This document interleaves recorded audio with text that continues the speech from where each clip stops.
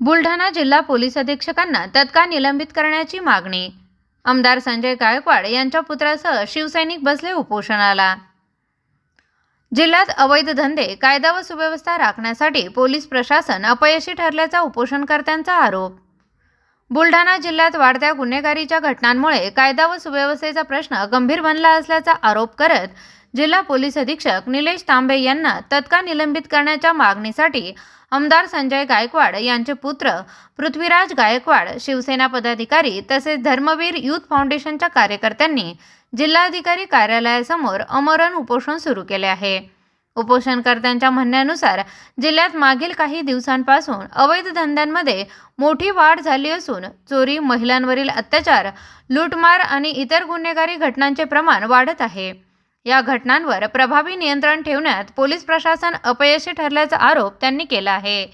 जिल्ह्यातील सर्वसामान्य नागरिकांमध्ये असुरक्षतेची भावना निर्माण झाली असून कायदा व सुव्यवस्था राखण्याची जबाबदारी असलेल्या यंत्रणेने अपेक्षित कामगिरी केलेली नसल्याचे उपोषणकर्त्यांनी म्हटले आहे।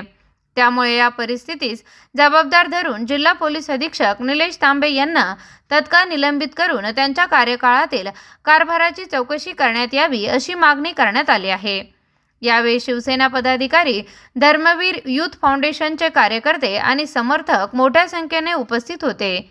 मागण्या मान्य होईपर्यंत आमरण उपोषण सुरूच ठेवण्याचा निर्धार उपोषणकर्त्यांनी व्यक्त केला आहे। आपण कालच निवेदन दिलं आणि आज उपोषण करण्याची वेळ का आली आहे? सर्वात महत्त्वाचं कारण की मी उपोषणाला बसलो याच्या मागचं कारण काय हे स्वतः पोलीस अधीक्षकांनी त्या ठिकाणी विचार केला पाहिजे। कारण बुलढाण्यामध्ये अवैध धंदे, अवैध दारू, अवैध हत्यार तस्करी, नकली नोटा, कितीतरी हजारो बेपत्ता आलेल्या मुली आणि एवढं तर हे आतापर्यंत चालूच आहे। पण जळगाव जामोद सारखा मुद्दा, त्या ठिकाणी एका महिलेचे मृतदेह सापडलं, त्याचं मुंडका कापून नेलं, त्या महिलेच्या अजून त्या ज्यांनी हत्या केली त्या कट रचला ते अजूनही पोलिसांना सापडलं नाही। त्याच्यामध्ये निर्दोष असणारे 2 PI, बाकीचे कर्मचारी यांना निलंबित करून टाकलं। आतापर्यंत SP साहेब त्या ठिकाणी त्या स्थळी ती घटना घडली तिथे पाहायला गेले नाही, त्यांनी प्रेसमीट देखील घेतलेली नाही आणि त्या ठिकाणी न काही पाहता या पोलीस कर्मचाऱ्यांनी वरती सांगितलं की साहेब अशाची घटना घडली, आम्ही काय करू। तर साहेबांनी त्यांना मोठ्या किताबीने सांगितलं त्यांच्यावर कायदेशीर कारवाई करून गुन्हे दाखल करा। आणि जेव्हा SP साहेबांना समजलं की हे प्रकरण वेगळंच आहे, त्यांच्या अंगलटी उडाला म्हणून त्यांनी 6 जणांना निलंबन त्या ठिकाणी करून टाकलं। मग खऱ्या अर्थाने जर ही त्यांची हुकुमशाही जिल्ह्यामध्ये सुरू आहे तर त्याच्याकरता आम्ही या ठिकाणी उपोषणाला बसलोय। तुझी मागणी काय?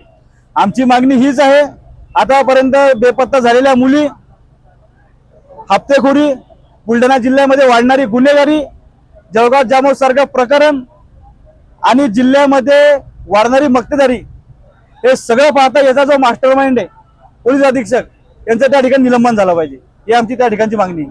तुमचे वडील सत्ताधारी आहे, ते सध्या अधिवेशनामध्ये तुम्ही उपोषण करता हे त्यांना माहिती आहे का? त्यांनी परवानगी दिली का तुम्हाला? धर्मवीर आमदार संजय गायकवाड यांच्या विचारावर चालणारे आम्ही लोक आहे।